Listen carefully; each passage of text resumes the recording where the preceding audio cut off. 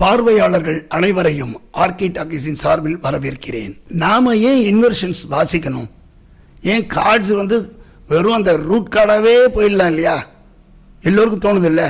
சும்மா ரூட் கார்டாகவே நான் ஒரு 2 கார்டுக்கு மட்டும் போகிறேன், பார்த்தா உங்களுக்கு ஒரு ஐடியா கிடைக்கும். இப்போ பாருங்க, இது சி மேஜர், இதனுடைய ரிலேட்டிவ் மைனர் ஏ மைனர். நல்லா கவனிச்சிங்களா?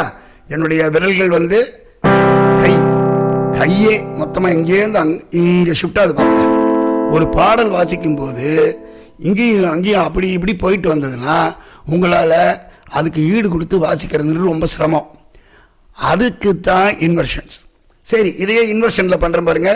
அதே சி மேஜர் ஜஸ்ட் ஒரே ஒரு இது தள்ளி போட்டேன், கட்ட வரல, முடிஞ்சிச்சு. ஸோ இவ்வளோதான். இது சி மேஜர், இது ஏ மைனர், இது சி மேஜர், இது ஏ மைனர். அவ்வளோதான் விஷயம். இதே மாதிரி இன்வர்ஷன்ஸில் நிறைய இருக்குது. அதெல்லாம் நம்ம வரும் பதிவுகளில் டிஃப்ரெண்ட்டாக நம்ம பார்க்க போகிறோம். இந்த பதிவுக்கு நான் கிளாரிட்டி கொடுக்க வேண்டியது இந்த ஒரு விஷயந்தான்.